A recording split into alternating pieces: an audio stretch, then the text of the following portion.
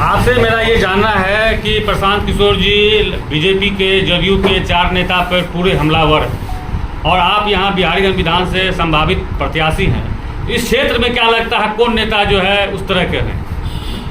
सबसे पहले तो मैं आप लोगों को बहुत बहुत धन्यवाद दूंगी।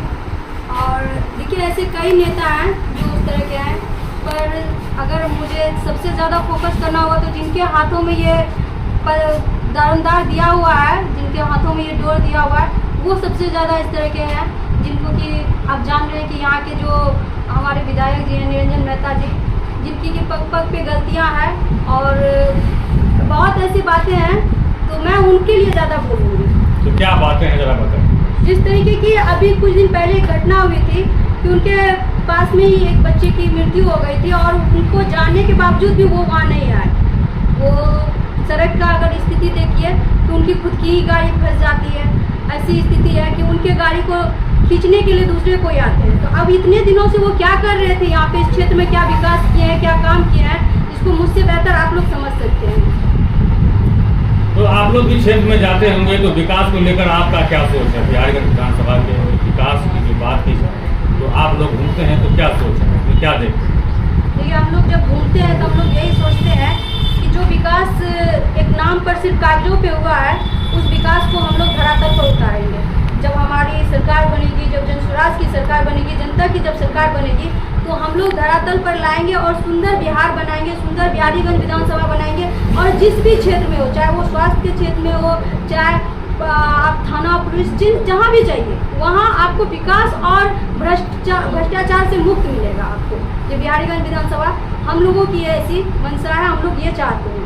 तो लगातार क्षेत्र भ्रमण करने के दौरान जो है आपको प्रमुख समस्याएं क्या मिली हैं आम लोगों के द्वारा? देखिए ऐसे अगर अभी की बात कीजिए, बहुत सारी प्रमुख समस्याएं हैं। बाढ़ से लोग त्रस्त रहते हैं, समय पे किसान को रुपया नहीं मिलता है, बच्चियां पढ़ने नहीं जा रही है, क्राइम इतना बढ़ चुका है कि वो डर से पढ़ने नहीं जा रही है, और नाली की समस्याएं होती है, लोगों को घर नहीं है रहने के लिए, पता नहीं कहाँ कागजों पे इंदिरा आवास की योजनाएं चल रही है, और अगर हम जाते हैं तो गांव के गांव, बस्ती के बस्ती बिना घर के मिलते हैं हमें। तो ये सब ऐसी समस्याएं जो दिख रही है। ऐसे तो बहुत सारी समस्याएं हैं जिनको हमने जब जाते हैं, सभाएं करते हैं, तो उनसे बातें करते हैं और उनका सारा समस्या मेरे पास लिखा हुआ है। ऐसी बहुत सारी समस्याएं, पर ये कॉमन समस्याएं जिनको कि लोग कहते हैं और जो हमारी सरकार में वो डाटा देते हैं कि हम इंदिरा आवास योजना चला रहे हैं, शौचालय चला रहे हैं, पर कहीं आपको कुछ मिलता नहीं है। परिचय? जी मेरा नाम खुशबू कुमारी है, मैं बिहारीगंज विधानसभा की संभावित प्रत्याशी हूँ। तो डिप्टी सीएम को लेकर जिस तरह से हमलावर रहे हैं प्रशांत किशोर जी, और लगातार उनको जो है आईना दिखा रहे हैं कि आप बिहार में क्या कर रहे हैं, आपकी नज़र से क्या करेंगे? सबसे पहले तो आप लोगों का बहुत बहुत धन्यवाद कि आप हमारे प्रमंडल ऑफिस आए हैं। मैं आपको बता दूं, ये डिप्टी सीएम आपने बोला तो बहुत अच्छा किया, क्योंकि अगर आप ये बोले होते सम्राट चौधरी तो मैं कंफ्यूज हो जाता, क्योंकि उनका 3 नाम था।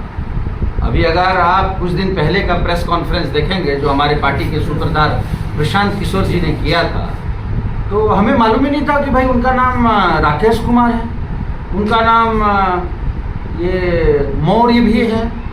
अभी बहुत सारी चीज़ें हैं जो आना बाकी है, लेकिन ये पहली किस्त है उनके बारे में। और ये भी नहीं मुझे पता था कि वो मर्डर के आरोप में जेल भी गए हैं भाई, 6 महीने की सजा काट के आए हैं, फर्जी डिग्री लगाए हैं, DL की डिग्री है जिसको डॉक्टर ऑफ लेटर्स बोलते हैं। ये आप बाहर से कैलिफोर्निया यूनिवर्सिटी से ले लिया, मैट्रिक पास नहीं है, 234 आपको मार्क्स आया है। ये पूरा जो बीजेपी के बारे में जो कहा जाता है कि चाल चरित्र चेहरा, वो तो पूरा उजागर कर रहे हैं। और रही बात, केवल मैं राकेश जी के बारे में ही नहीं बोलूँगा, सॉरी उनका नाम है सम्राट चौधरी या मौर्य जो भी है, उसके बारे में मैं नहीं बोलूँगा। मैं अपने सबसे फेवरेट, जिसको कि प्रशांत किशोर जी ने सबसे पहले बताया, भाई मंगल पांडे। एक्चुअली मंगल पांडे नाम है लेकिन सबका अमंगल ही किए हैं। आपको मैं बता दूं 2019 और 20 के समय में उनकी पत्नी, जिनका नाम की उर्मिला पांडे है, भाभी जी, उर्मिला भाभी जी के अकाउंट में 2 करोड़ 12 लाख रुपए आए। जब उनसे सवाल पूछा गया तो बोले कि मैं अपने पिताजी से दिल्ली का फ्लैट खरीदने के लिए 25 लाख रुपए जो है कर्ज लिया हूँ। एक बात बताइए, आज अगर मेरी पत्नी के अकाउंट में 1 करोड़ रुपया है तो क्या मैं पिताजी से 200 रुपये, 2000 रुपये, 2 लाख रुपए, 20 लाख रुपए लूँगा? क्या नहीं लूँगा।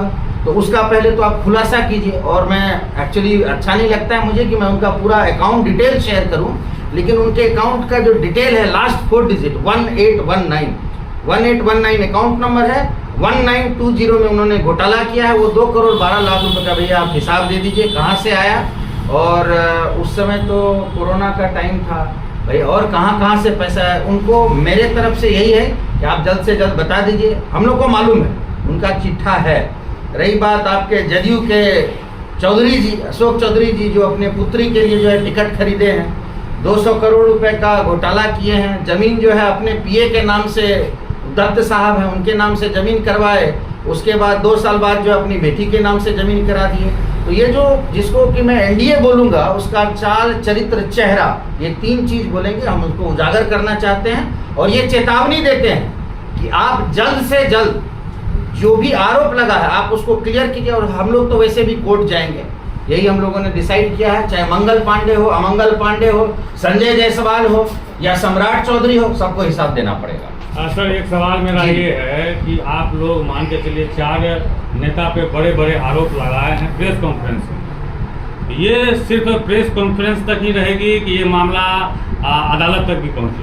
अरे प्रेस कॉन्फ्रेंस तो हम तो बता रहे हैं कि आप भैया क्लैरिफाई दीजिए। लास्ट में मैंने यही बोला है, ये मामला कोर्ट में भी जाएगा और ये 4 पे ही नहीं होगा, 100 भ्रष्ट ऑफिसर और नेता का लिस्ट बन के तैयार है, जो कि हम लोग आगे जाएंगे, उस पर कार्रवाई करने की कोशिश करेंगे, कोर्ट जाएंगे, अंतिम जिसको बोलते हैं कि लास्ट जो रिसॉर्ट होता है वहां तक लेके जाएंगे। परिचय?